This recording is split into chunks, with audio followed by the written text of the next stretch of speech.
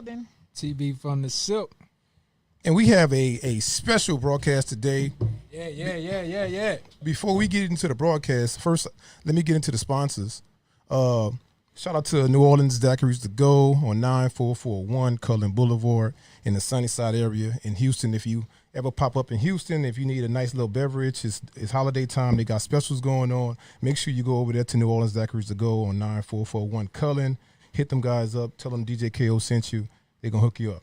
Can they twerking now? I don't know. That's a whole another conversation right there. So we have a special guest today. These kind of podcasts, this is what I normally listen to on a normal basis, where I can learn something from, you know what I'm saying? And the brother that we have today, he's I'm going to say a guru, a kind of a guru of what he does. He's an alumni, HBCU grad. I'm going to let him tell his story, but he's very inspirational to a lot of people that's in that real estate field that want to get into investing and developing and talking about just stuff around different cities. Today, everybody, welcome to the show, Mr. Chris Senegal. Hey, Chris. Thank you. So, Chris, before we even get started, you can tell the people a little bit about yourself and what you do. Yeah, so Christopher Senegal, born in Lake Charles, Louisiana. Graduated from the Southern University. Amen. Yeah, went to school for engineering, got out, and got that good corporate job working for the railroad. And felt like I was sold a dream in the first year. So I just kind of wanted to hit reset, man, and just started reading books and found real estate. Kept saying real estate was where a lot of first generation wealth was created. So that's the path I took. Read Rich Dad Poor Dad, and another book called Think and Grow Rich, and that just kind of set me on that path of, man, just think differently about everything. Okay. You know? Great books. Yeah. So how did you get started into real estate? Like the very first thing, because I know people, they say when they leave, like you said, that corporate job making $100,000, $200,000 a year, I'm comfortable. I do 30 years, get my 401k, get my TSP, and I'm out of here. How did you even get started with real estate? Well, I guess it goes back before real estate. So I was a teenage dad, right? So I had my kid when I was 16. Okay. Right? And then I went to Southern on full academic scholarship and had a guaranteed job when I graduated. Come on, academics. And so, Smart young man, huh? Yeah. So I got out, and then they put me on this big project in Memphis, Tennessee. And so I was, 22, making like $65,000 a year. They helped me gave me a down payment to buy a house on a moving package. And I'm like, man, so I got this money. I got this dream. And my son is back in Port Arthur, Texas, and my mom is in Port Arthur, Texas, and I have no control over that.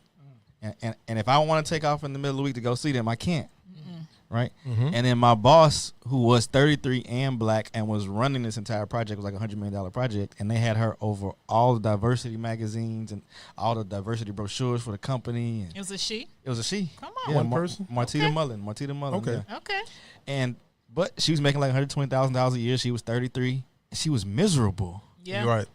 And so I'm like, balance. No balance. Exactly. No so balance. for me, it's like, okay, this money, I can see right now, this money ain't going to hold me. Ain't gonna be enough. Say that again. sanity. A lot of people need to hear that. Say that again. The money will not hold you. Regardless of the amount. Regardless of the amount. Regardless of the amount. And so at that point, that's when I started thinking about, well, okay, so this is how I really got into real estate. Okay. The house I just told you about that I bought, it was in 2008 when I decided I didn't want to do that job anymore, and I quit and I moved back to Texas. And 2008 was the housing recession. Right. So it sure was. So I couldn't sell the house. Right. So I got another railroad job in Texas, and I was basically still paying the mortgage on the house in Memphis. And out of frustration, I was like, man, I'm just going to have to hire somebody to get a tenant in it for me. And so I did that, and the property manager rented the house out for $1,500. My mortgage is only $1,100. Okay. So like after a month or two, I was like, wait a minute. So somebody else is managing this tenant. I'm not touching this property at all, and I'm making what somebody makes in a week and a half working a minimum wage job, and I'm not doing anything at all. At all, right? Correct. At all. Now, we're gonna put a pin in there to remember that, because we had a conversation. This man feels it's hard to do what you just said. What's that? He thinks that's impossible to rent out houses to people. That it's just hard work. It's impossible. It's not impossible. It's not easy either. We'll go back to it. Just keep It's- going. yeah. Give me your story. Yeah. He needs to learn this. Yeah. Gonna learn you something today, Nelson. Go ahead, Chris. Yeah. So, so Brush that out. so from there when I was back, so now I moved to Houston, and my line brother, Vondra Christmas, worked for We Buy Ugly Houses, the home investors people. Mm-hmm. Yeah. And so he plugged me with one of their contractors that they used to rehab a lot of their houses in 2008, and he actually helped me negotiate the first deal that I got. So I bought a house from them and used the contractor that they use, and that's how I got into flipping houses in 2008. Okay. There you go. Mm-hmm. So Destin, man. That's what I heard from it. It chose you. Yeah. It chose you. Yeah. So the process of buying our property. So say if I'm coming out of my first job, I never had a property. I have apartment, and I'm looking to buy a property, right? Not just a property, but I want a cash flow rental property also. How do a person do that? So, okay, number one is going to be based off of a few basic factors, just like buying a house to live in, right? Okay. The bank is going to look at your credit, of course, to see if you have decent enough credit to be able to, people think credit is real complicated. Credit really isn't complicated. All it is a way for people to check to see how well you paid other people back for money you borrowed responsible from you them. are. Get their money. Basically, how That's all responsible they you need are. to know. Exactly. Yeah. And that's all credit is. Credit is somebody giving you money for something that you don't want to pay cash for. Right. And then the credit report just shows how well you've been paying people back. Right. Right. Track so, record. Yeah. your track record. So, so they'll look at your credit report, and they'll look at, what your income is, and then they're going to look at what your expenses are, and they look at these ratios to see, well, he makes this much, but does he have enough extra money every month to make sure he can pay us back? And what is that called? That's called debt to income, correct? Right. Yeah. The DTI. Yeah. Debt to income. DTI. That boy been reading, studying. Yeah. Okay. Yeah. So long as you have a good ratio, as long as if you can show that you only spending 40% or less of what you make, usually you're okay. Okay. Right. And then if you're trying to get a rental property, they're gonna look at, where's the rental property. They're gonna look at the condition of the property, and then they're gonna look at what the potential rents are in that area. And what they usually do is they'll give you credit. So they'll say, if the house will rent for $1,000 a month, they give you credit and say, we're gonna say $750. We're gonna say you're gonna be able to pull in $750 off of it consistently. Okay. And if that rent number plus your income number makes sense, then they'll give you the loan to buy the house. Okay. Mm-hmm. Now, when you was talking about you was working, making good money, couldn't see your kid, you felt like you wasn't being the best father you could be, right? What was inside of you that, were you already reading books that you could identify opportunity? Like, hey, this may be something I could be beneficial for my future. I just want to know what was inside of you to be like, man, this is it. I need to put all my focus into this. Yeah. So, man, honestly, even going through college, I didn't know nothing about business. I didn't know nothing about real estate. We were taught, like, be a doctor, lawyer, engineer. Right. I was like, engineer 4 years. I'm going that route, Right. And everybody's saying it's a high-paying job. You're right. It's a high-paying job. And then everybody. Get the check. Exactly. And, we from Louisiana, Texas. Everybody loved the railroad, too. So I'm like, railroad job, cool. All these boxes checked. 30 years. Yeah. Let me go Yeah. take this money. Right, yeah. But man, like I said, once I got into it, I just felt like I was sold a dream. I was like, nah, this cannot be it. Did I know? I had no idea. Yeah. But it was just started reading books and my girlfriend at the time, she got mad at me. She was like, you got this good job, like you money hungry now. And I'm like, no, I'm not money hungry. I just want to get money out the way. Like, Right. I don't want money to control I'm every hungry decision. for peace. Exactly. Peace of mind. She Yeah. didn't have vision. She Yeah. didn't have the vision. Yeah. You were hungry Right. for peace. Right.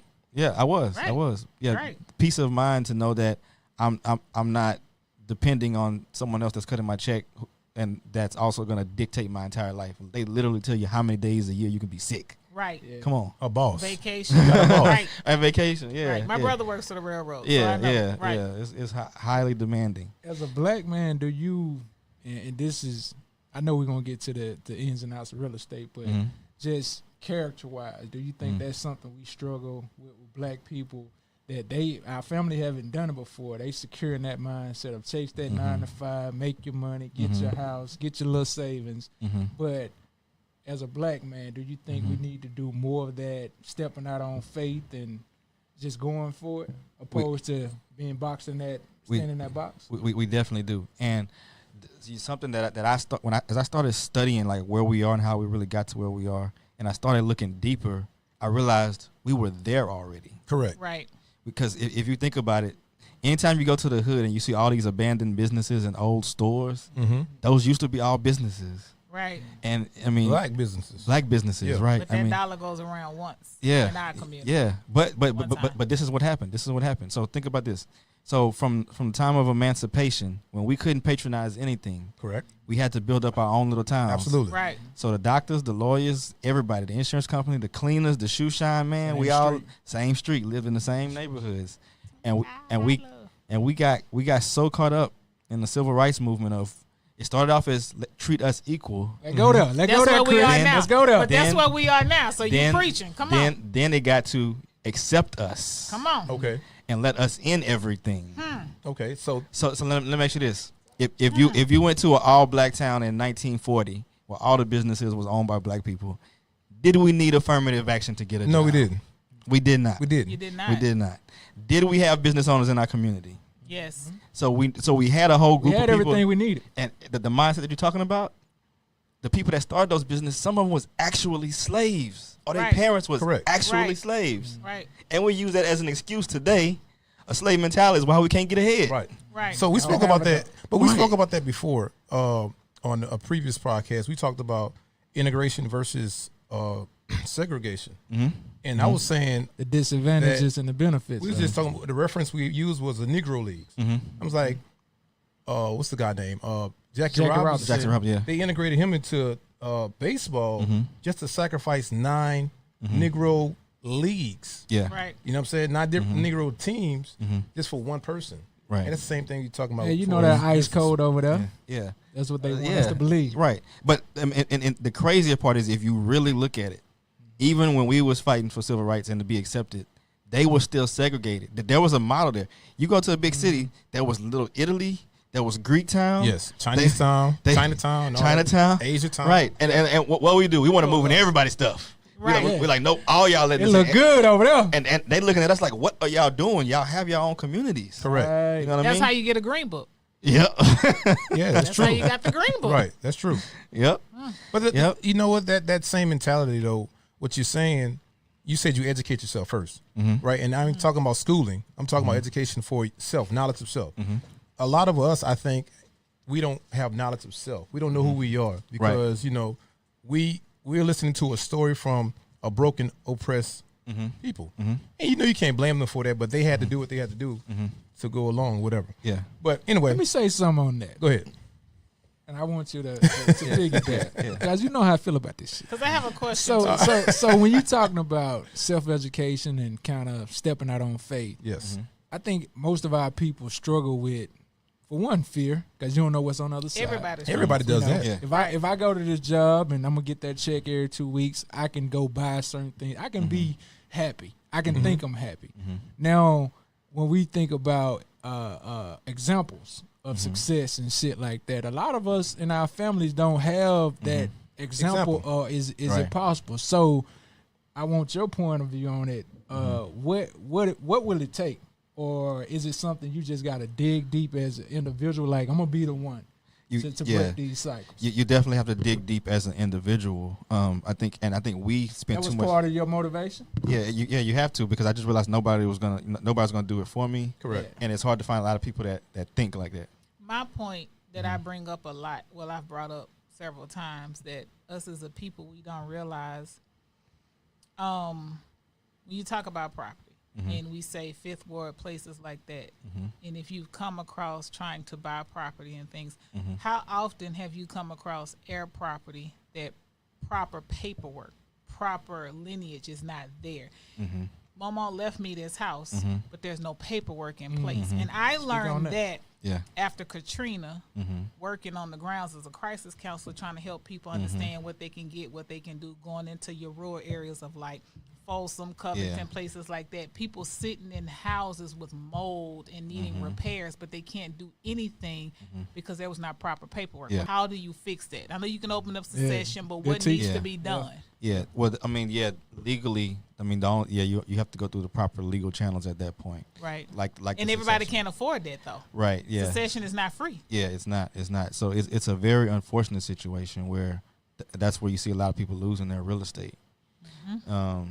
And so, you know, in my position, I try to help as many of them as I can, but you know, you really can't save everybody, unfortunately. Right. But you know, so there's two stories in that. There's a really sad one, and then there's one that we missed. Like we think that for some reason a lot of us didn't own a lot of property. You know what I mean? But what you just said was all over.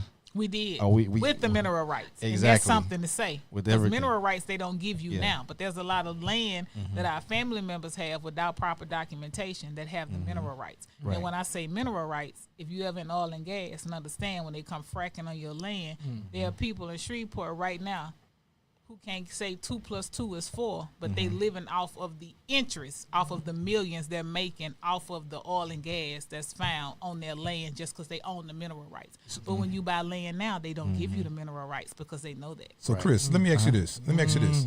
So, is real estate having real estate is that considered as having generational wealth? Because some people have the misconception of they think because you have houses that's generational wealth, and I disagree. No, well, but you just gave the example of why it's not generational wealth. If you don't have your things in order, proper housing, exactly. But see, wait, correct. What you said is two different things. So people we're talking about is one house they living in. When you talk about people with houses, like my family, that's generational wealth. All right, so the reason why I say that, okay, when you have now, correct me if I'm wrong. Correct me if I'm wrong, Chris. The reason why I say that because majority of us. We have property that's handed down to us, but we don't live in that state. What happens to it? Yeah, it gets neglected. Yeah, or sometimes. Or it sells. Sometimes. So if you have the proper systems and the proper documentation, and you've trained the next generation on what to do, can it be generational wealth? Of course it can. Amen. Anything can be a business can be generational wealth. There you go. So giving somebody $1 million can turn to generational wealth if they know how to invest it. Like you said earlier before we got on the air. Your dad said knowledge. No, your dad said something about if I win the lottery, I'm gonna make sure that I have the same amount of money every year. The next year, right? The next year, right? And so that's how you build generational wealth. So the true definition of wealth is when your passive income exceeds your lifestyle. Right. Right. So, but somebody having 20 houses, and if they raise their kids with a silver spoon and don't teach them the responsibility to go check on those houses, go inspect those houses, make sure those tenants are taking care of those houses, and then that parent between the age of 65 and 85 just goes downhill, and that all those 20 houses go downhill. By the time that parent passes away, those houses aren't worth anything to the next generation. Correct. You know, so you have to educate them on what to do and have the systems in place to be able to make sure it does continue to generate money. If they can build houses, they won't build more land. Exactly. Yeah, that's true. Yep. So let me ask you this: we were talking about black, and TB was talking about black, just black people and black things in general. So the concept, I seen that you have a concept that a lot of people in different states have been brought into called buying the block back, but making it black. So could you speak on that a little bit? Yeah. So it's basically talking about these same neighborhoods that we've been talking about this whole time. And, as a fix and flipper, as a rental property investor, that's a very singular focus. Like you focus on yourself and just trying to make money. But what I realized is like, man, nobody's really talking about gentrification or like what's really going on in our communities and all these properties like you're talking about, and the generational wealth things that you asked about. So this project that I have now specifically. So when Barack Obama he implemented something called the Jobs Act, and what it does, it part of it was allowing people to crowdfund. So basically, like what you could do for like a GoFundMe to raise for charity. Right. Technically, before 2012, it was illegal for us to go around and say, "Hey, let's all pool our money together and buy something." Was it? I didn't know that. Okay. Yeah. So like for real estate, like $1 million deals and things like that, you had to be you had to be able to do a syndication. Right. A syndication is a big word for collectively pooling money, but you had to be a millionaire. You had to have right. that the resources. Yeah, you had to be accredited investor, so you had to be worth over $1 million, not including your personal residence, or you had to have made $200,000 a year for the past 2 years. I got you. Outside of that, it was literally illegal for us to pool our money together to buy. That's the way to keep you out. Exactly. Systematic. Exactly. So they changed that in 2012. Barack changed that in 2012, And so what I was able to do, That's something he did for the black people. there you go. Since they feel he did that. Amen. I'm one of those people. But that's a whole other story. Now you know. 'Cause we don't Now get- you know. We don't want to get him lit up Now on you that. know, TB. I'm them. Now you know. I got my brother over here. He feel the same. Now you know. He opened that up for you to be able to do that. Shout out to Barack Obama. There we go. There we go. Yeah. So what I was able to do was like, one of my students that I teach wholesaling is like going out and find distressed sellers and landlords that want to get rid of portfolios. That he called me and he's like, man, I got this Fifth Ward property. It's like a whole block. He's like, it's 18 houses and 2 commercial buildings, and this old couple, they just ready to retire. And he's like, can you help me sell it? And so I was like, tell me more about it. He's like, man, it's an older black couple. I was like, do they have tenants? He's like, yeah, it's full. He's like, some of the tenants been there 19, 20 years. Straight cash flow, all cash flow. All cash flow. Reliable. Yeah, exactly. Stable, reliable. You Credit. Nowhere. You wake up on the That's first, it's there. Hey. Ding, ding, light been Right. off your head. What? Right. He said, Right. he said, tell me more. Right, exactly. So I'm like, don't tell anybody else about this. Matter of fact, where you at? Right, exactly what happened. I'm going to come to you. Right. Say less. So I went and met with him, and he told me, they had it listed a little bit too high. Okay. But they had owned it for like 25 years, and they were retired, and the kids didn't want to take it over. Of course Right. not. The kids didn't want to take it over. So I knew what was going to happen if I didn't put something in place. Eventually, Somebody's gonna get it. the white person was going to buy it. It was going to be The colonizer. gentrified. Just say the colonizer. We just had that Yeah. conversation. We Yeah. can't gentrify. Yeah, So it would have right. been re-gentrification when you come in, but it would have been gentrified. Yeah, I call it revitalization. Right, right. When we come back in and Oh, do that's that. the word. That's the word. Right, you used earlier. revitalization. That's the Yeah, word you used Right. and we do it our way. So that was my goal. So I was like, well, look, like since it's got so much good, stable cash flow, I just need to get them to come down to a price that makes sense Right. for me to buy it as is, and I can still be profitable with it without having to raise the rents on anybody. Help me help you. I got you. Exactly. And they cared about the tenants too. They were concerned about the tenants getting displaced. Oh, that was good. Yeah, so that helped. And so what I was able to do with that is like, I was like, look, I'm still not gonna go to a bank because it was like over $1 million. They wanted 1.5 million. Okay. That was going to get ugly. Yeah, so I talked them down to 1.2 million, but I was like, but look, I need you to finance it to me. Like, I don't want to go to a bank. Like, I want to negotiate a deal with you to seller finance it to me. And so they agreed to that. And so they agreed. They say, okay, well, look, if you come up with half of it, because we got some things we want to do for our kids, we got some things we want to do. If you come up with half of it, then we'll sell it to you like that, and we'll give you a couple of years to pay off the rest. Oh, that was generous. Yeah, that was very generous. Because in business and capitalistic society, exactly. they were like, hell no, Yeah. I want the money. And also, well, I told them 2 things. It's like, number one, look, y'all don't really have accounting records, so even if somebody that was buttoned up and had all their stuff together, wanted to buy it, you don't have anything for them to take to a bank to They prove didn't to the have bank. Say it It's again. worth The the people paper- need to hear that. They didn't have the paperwork. They didn't have they had the accounting together. They didn't have There's no documentation. No documentation. It did not happen. Exactly. That's That's true. Exactly. And all they had was like Xerox copies of the money orders every month from when they. That's it. Right. That's it. That could be a dope you deal. can't take Right. that nowhere. The cartel. Yeah. Right. Right. Get you some Right. QuickBooks or Yeah. something. So I said, number one, I couldn't get it financed with a bank if I wanted to that way. Number two, if I did give you all the money you want, you would pay so much in taxes on that you'd only walk away with like $800,000. Right. Look at you. Right. Yeah. Educate the So people. you Right. was basically using. So all right. So look, what you going? While me listening to you, really know the order. but you had. So the thing is, you were savvy with not having sales knowledgeable. experience, but you knew how to negotiate. The Yeah, he deal. understands Exactly. negotiation. You see what I'm That's saying? what- It that's wasn't all just is, knowledge about real negotiation. estate, but you had Yeah. Right. that information about how to negotiate. Yeah. Right. I call it street smarts. It is. Right. It's hustle. Yeah. Right. It's hustle. And but what I tell He people done is. turned you into a 2-bit hustler. But that's what I do. I tell people, I was like, everything you do is sales, whether you realize it or not. Right. You're either selling a product, you're selling a service, you're selling an idea, you're selling a concept, or you're selling yourself. Right. You selling yourself. Facts. Absolutely. Yourself. Period. Yes. Amen. And so, yeah, once you understand that, you understand everything is in negotiation. Everything is understanding what the person on the other side of the table wants out of something, how they feel like they're going to benefit, and then you just approach it from that angle. So my approach to them was, I'm going to help you get more money over the long term. I'm going to help make sure your tenants are stable. I'm going to take good care of them. And you get to pass it down to somebody that looks like you. Right. So This is beautiful. That's a right, beautiful thing. Right. So from there, I was like, okay, so what I'm going to do now is I'm going to raise the money to buy it. And Okay. instead of going to one rich person to try to get it, or wait for LeBron or Uncle or Oprah to come, drop some money off for me. Right. I was like, let me try to do this crowdfunding thing that Barack Obama implemented. So that's what I did. So I decided to break it up in a little bitty increments, $250 a piece. Okay. So, to raise a full $1 million. And I was like, $250. You come in, you're gonna own a small percentage of this. You're not loaning me money. It's not a gift. It's actually an investment. So before you get there, I want to ask you this question because I know the story already, but I want the people to hear. We as black people, we don't trust each other. Right. So if a young black man, articulate, successful, good looking brother, come in and say, just give me some of this money. You're gonna have a small investment in this property and see what we could do. So how did you get them? How did you get the people to invest in your idea? So it's a total of about 1,500 people. Talking to the people. You talking to the people. Come on, Okay. people. Talk about a little piece of that.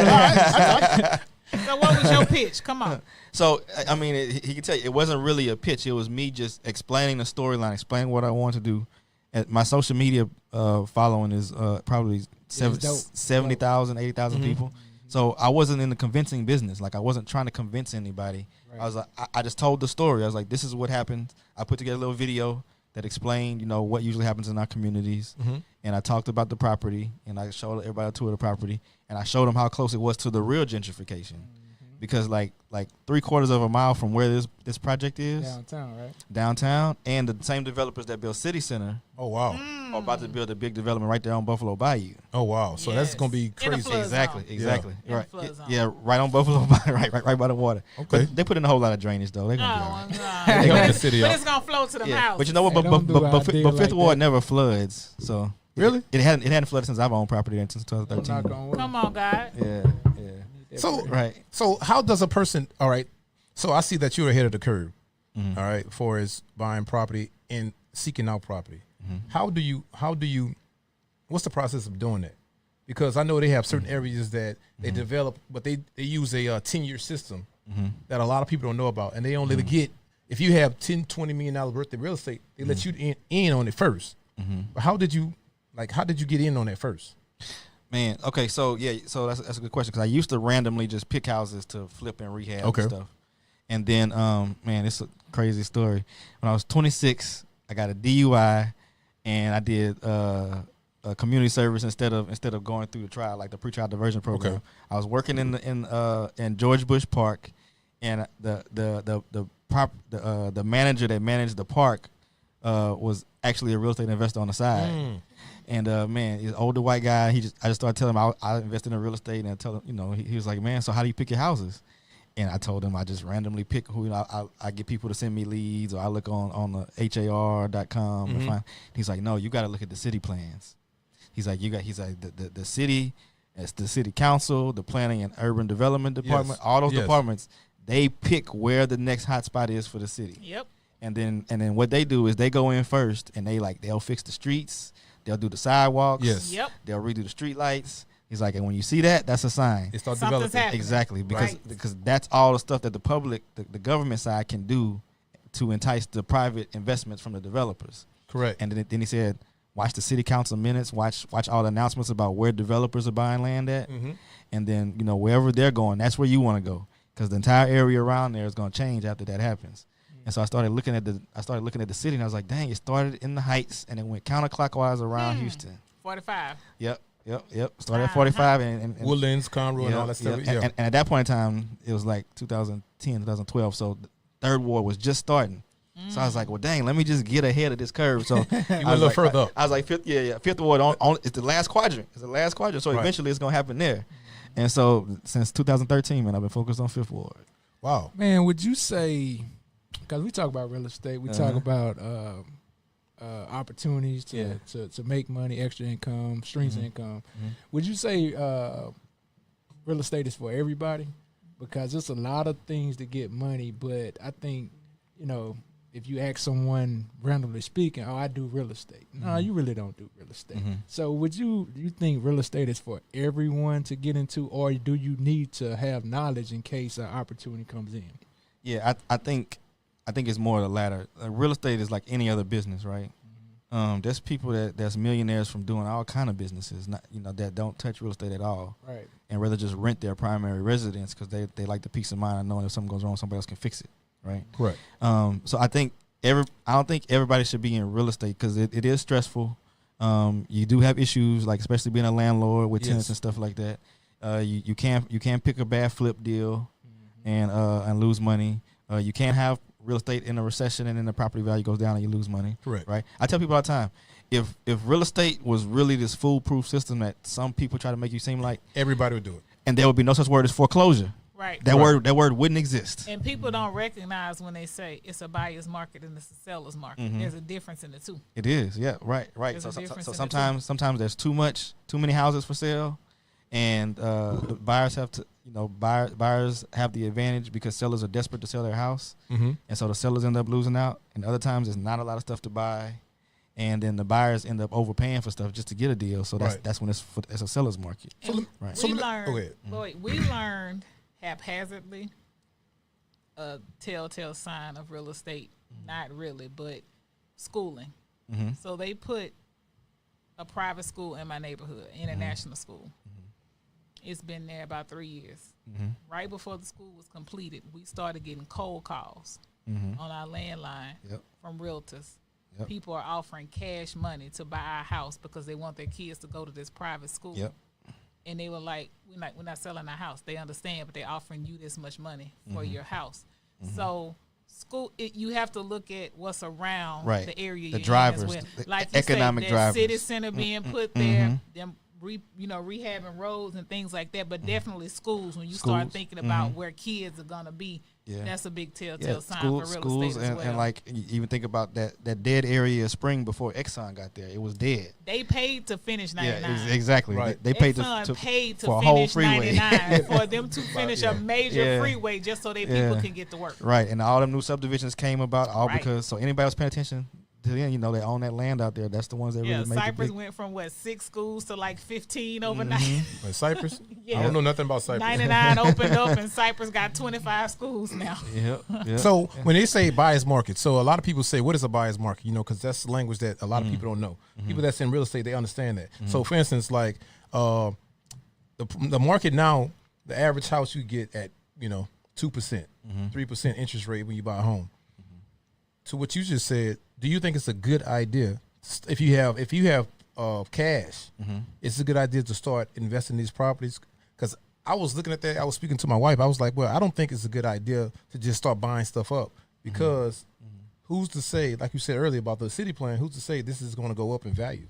Yeah. So that there's always a bit of speculation in that, right? Right. Because when it's a buyer's market, like I said, that means there's a whole lot of houses for sale and there's not a whole lot of people buying. Correct. So when a seller gets somebody that comes to give them an offer, even if it's low offer, they take it sometimes. So that makes the market is in favor of the buyers. So sometimes you don't know how long that's gonna last though. So when you buy property, it's just like buying stocks too. Like when there's a dip in the stock market, take it out. Yeah. I'm taking mine out. Yeah. Or some people go in and buy a whole bunch of stocks. But you don't really know when the market's going to go back up. Correct. Right. So like now. Right now. So but what's up now? The thing about stocks starting to go up. The thing about stocks that's better though is because you can sell them quick. Like you can you get out of it fast. Yeah. With a house, you can't do that all the time. You can buy the house and be stuck with it, Sitting there. Yeah, so you definitely need a team of experts to understand that market, understand what's going on to help you make those decisions. So when is the best time to buy for as equity in your home? I said 100,000. If you got 100,000 equity, get out of it quick. If you trade up, yeah. Well, no. Where you going, Nelson? But you know what? Yeah, that's true. So that's something that we don't do a lot in our community, but a lot of other communities do. They trade up. Yes, trade up. So you start off in a market that's like decent, and then as that equity builds in that house, at $100,000. Yeah, you sell it and you go buy another house. That's right. And by the time, so if you got $100,000 equity in the first house, right, and you go do that again the second time when you sell that second house, now you got $200,000. That's right. So by the time you're done that 4 or 5 times, you can go buy a $500,000 house cash and not have a mortgage at all. At all, right? That's what I. That's so when I say that, the reason why I say I'm that, trying to get my mama to sell her house. I'm gonna talk to you. Mississippi. I'm gonna call her in a minute. Right. You can buy 1,000 niggas in Mississippi for $500. Right. Tell her I'm gonna get her house. No, it's gonna be gone too. I'm selling that. So Chris, let's talk about the mod, the project that you got going on right now. Yeah. Speak on that. What you got going on with that? Yeah. So the mod is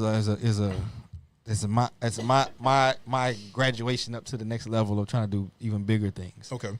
So I got a new townhouse construction project in the Fifth Ward, building 14 houses, and I got the Buy the Block project. Where we raised $1 million and did the portfolio, and just amongst all of that stuff, I was able to be kind of first in line for a site that's a historic church in Fifth Ward.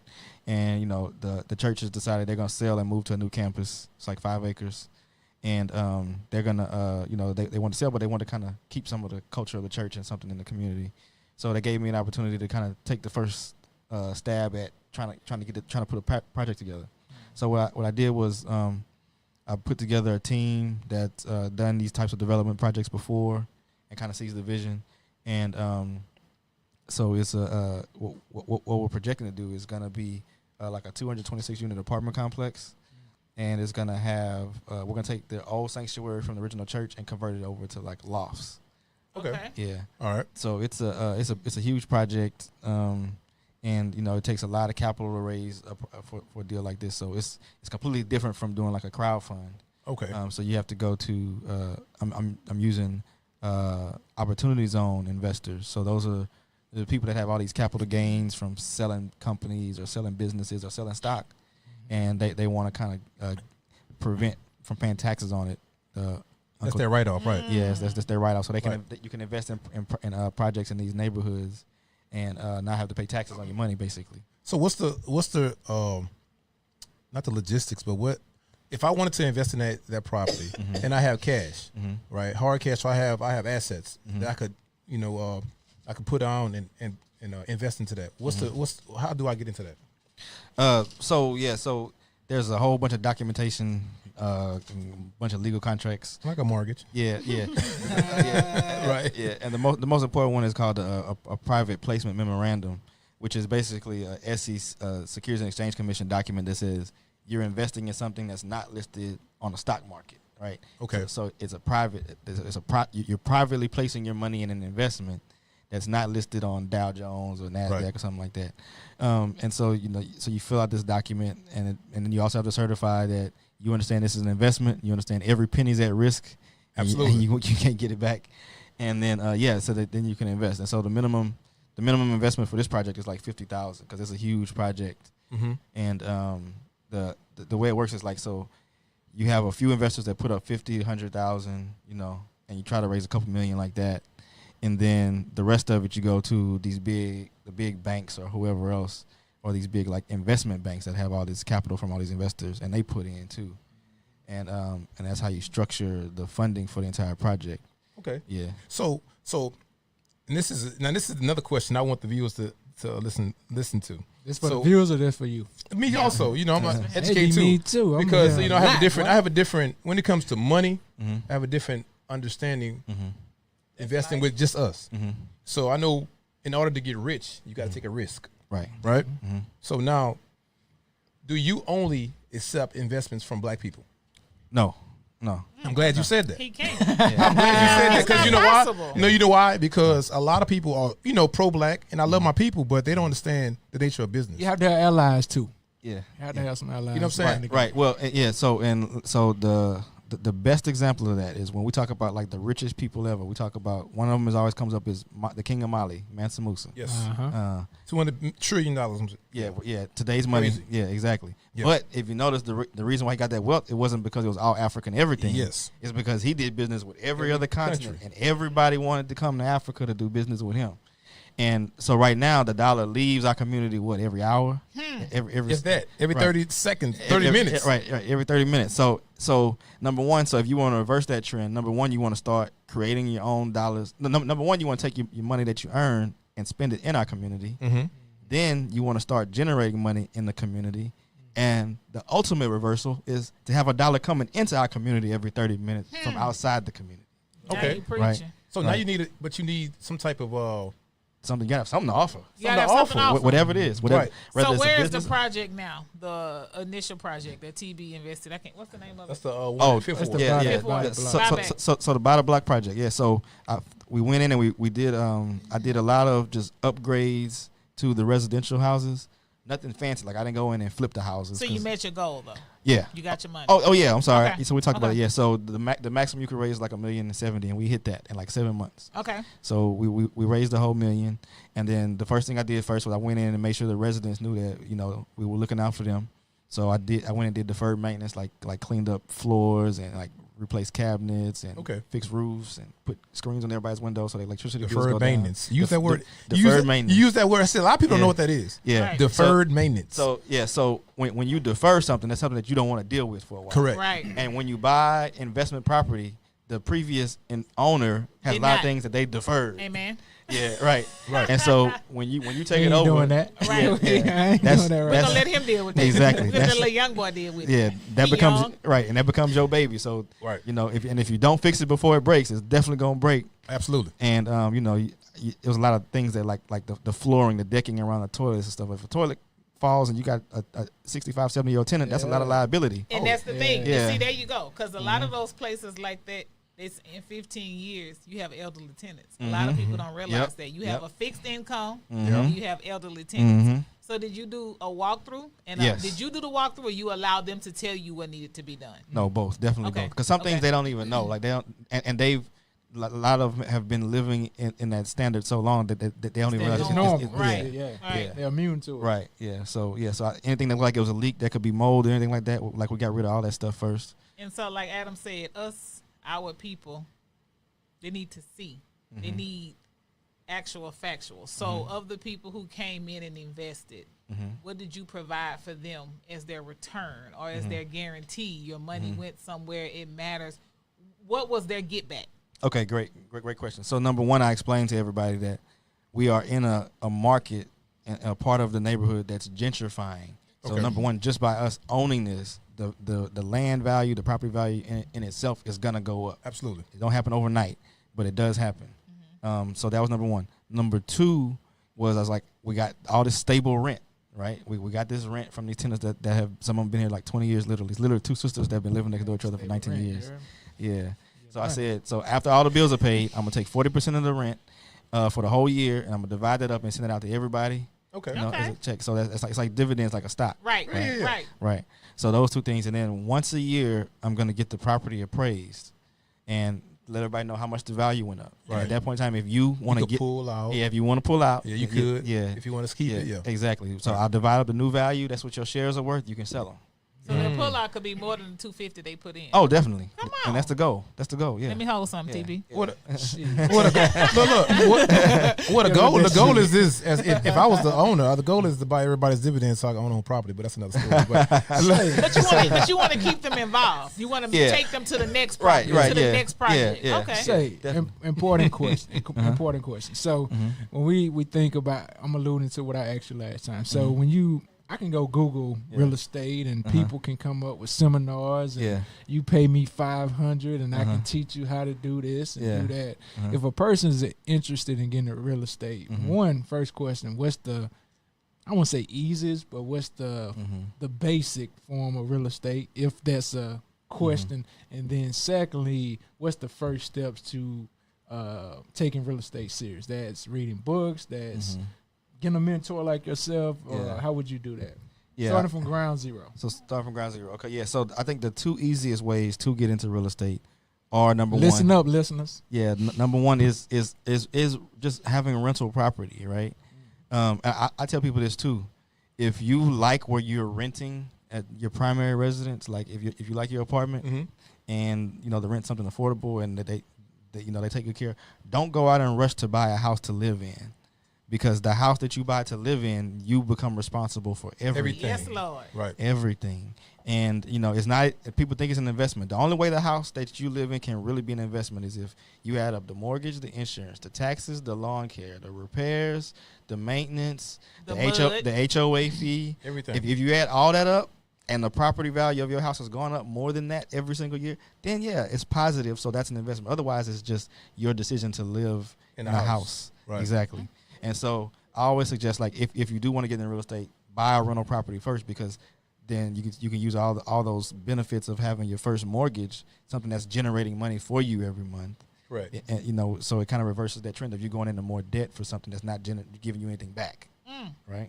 So would you get a cash flow? Would you? I know we're getting free information from you, but would you prefer? Would you prefer to get a property that's cash flow, or it's going to be something big in the next 5 years? What are you going to sell? It depends on your personal financial situation. Okay. Right. Because if you can park your money into something without getting a return or even having to breaking even or so whatever. And what you're referring to a lot of times is people say I want to go buy land. That's what you do when you buy land, because land doesn't generate anything for you unless you lease the land out. Right. But if you just own land, yeah, you have expenses every year. But now 5 years from now, that land could triple and be quadruple what it was worth. They're not making any more. Exactly, they're not making any more. So if you have the monetary capability to buy something like that and just still carry the cost of it until you sell, then that can be good. But I do recommend things that have cash flow, because it pays for itself and it generates money for you. Okay. Is it a certain thing, such thing as no cash money down you can get in real estate with no bread? So yeah. So there's another side of real estate where you're more of a transaction person, where you're finding properties that are distressed, and then you're just selling them to another wholesale. Wholesaling, right. You're selling to another investor for more than what you got it under contract for. So yeah, you can do that, and some of that can literally be free if you're in the right market, where like you're literally riding around knocking on doors, asking people for contact information for the sellers, find the seller, get the seller to agree to a price, get the seller to sign a contract. Like Detroit. Yeah. Got your little bandit signs out there. Yeah. Oh yeah, like bandit signs and stuff too. That that costs a little bit of money. You got to buy a marker and buy some signs. But yeah, I mean that is another way to get into it. And you can even get more creative and like actually buy investment property with no money down if you found a partner, right? So let's say you find a deal, maybe you have decent credit, but you don't have any cash. Then you can go to somebody that's got cash with bad credit and be like, look, I found a nice little investment for us. The bank's gonna give me the loan. I just need you to give me the money. Partners now. We partners, right? So technically, you went to that deal with no money down because you got somebody else's money Jerry on the Jones. deal. So this is this is my last question. So I follow you, of course. I follow you because, like I said, you're inspiration. And, I'm not afraid as a black man tell another black man you're inspiration. Appreciate that, brother. You dig what I'm saying? Love. About time. You dig what I'm saying? We're going to We go for that. We're going to get a hand clap for that. But anyway. You almost there. I seen that you had a meeting in Atlanta with other big time investors. That meeting was powerful. Right? Yeah. So what I want to do, I want to pick your brain a little bit. Okay. I want to know what went on in that meeting. Yeah. And so, so the speak viewers on can it? understand Yeah. a little bit. I don't say everything, but No. something. We can speak on it in general, because Okay. the whole purpose of that meeting was us realizing that, we're in our own rights, in our own little lanes. We are what other people deem to be really successful, but we had nothing done collectively, and so we all connected just through social media, literally. And so like the oldest brother there, Carmichael Johnson, he's in Atlanta, and he 32 million. Yeah. At 32 years old, he's worth like $15 million, just from doing residential developments in the city. Wow. Like building subdivisions and stuff like that. And even after that, he figured out ways to like package up foreclosed homes and sell them to hedge funds, like like big groups of properties, 20, 30, 100 properties at a time. And then there's another very impressive brother named Brandon Rule from Milwaukee, Wisconsin, 32 years old. He's literally got about $100 million worth of apartment complexes he's building right now. Wow. So it's just people like that. And other ones, some of them were still like in wholesaling, like some of the top wholesale people, like Max Maxwell, his partner was there. Or some of them were just really good at internet marketing, right? Okay. So that they sell a lot of training courses and all that kind of stuff. But we just realized if we can take everybody's talent and everybody's expertise and kind of pool together, then we can kind of make like the first African American development conglomerate. Right. Dope. Right. Yeah. That'd be dope. Yeah. Yeah. So you guys would be a next what is it, like Caldwell Homes or Exactly. Village Builders or what's the big one? Keller Homes. Yeah. Remax. All those big entities, that do big deals and do a lot of stuff. So give us a gem, one gem. I don't want to give us everything because I know you got to pay for that. One gem. Give us one gem what went on in that meeting. Let me see the one thing that blew your mind. The thing that blew my mind the most, I would say, is that everybody in there had a really big failure. Okay. Like had lost something. Like respect. Yeah, everybody had. I'm probably one of the smallest losses. Some of them had multi-million-dollar losses, but they didn't quit. And once you realize that you can take something from just an idea and bring it to fruition in reality, and you realize that there's only a few things you need. You need the knowledge and experience. Yes. You need the opportunity, and you need the money. Then you realize, okay, if I lose the opportunity and I lose the money, I can still go out and find. I got the knowledge. I got the knowledge, so I can go back around and I can find, and I'll start over. But exactly. Right. So then you can go find an opportunity and find somebody with a different set of knowledge and experience, and then go get the money. So as long as you realize, no matter what you're doing, no matter what industry you're in, that success triangle is what moves everything. Okay. One last question. That was a great question, bro. Go ahead, brother. You on your shit tonight. Hey, look. You got to Chris out. He did his homework. Hey, well, one question. I think this is very important. How old are you? 37. 37. Single? Yeah. Yeah. Ladies, that's for y'all, but that ain't my question. Hey, your 20-year-old self, right now at 37, what would you go back and tell your 25-year-old Chris or 20-year-old Chris right now? What you know now, what would you go back and tell yourself? I would say, Chris, number one, don't be afraid to fail. Like forget about what school's telling you about the people that's only right more than 90% of the time or the best ones. Like be okay with failing a little bit more, because the person that graduated with a C or D average got the same diploma. Yes. And they probably might be just as successful or more successful than you right now. And then number two, I would say, get around people that have done whatever you're trying to do, and do whatever you can to get them to give you information. Like give them time, sacrifice money if you have to, whatever. But don't try to figure it out on your own. And don't surround yourself with people that are just like you. Even though they're all ambitious, even though they all speak the same language, you got to have somebody that's been further along, that's bumped their head more, that's actually done it and actually had some success with it.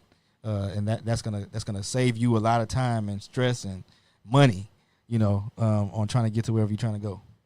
Dope. Appreciate it. Chris, I appreciate that, brother. Look, tell the people where they can find you, because I know you everywhere. You busy. It's hard. Look, this for the fans. Look, I'm gonna tell y'all. It took me 2 or 3 months to get Chris on here.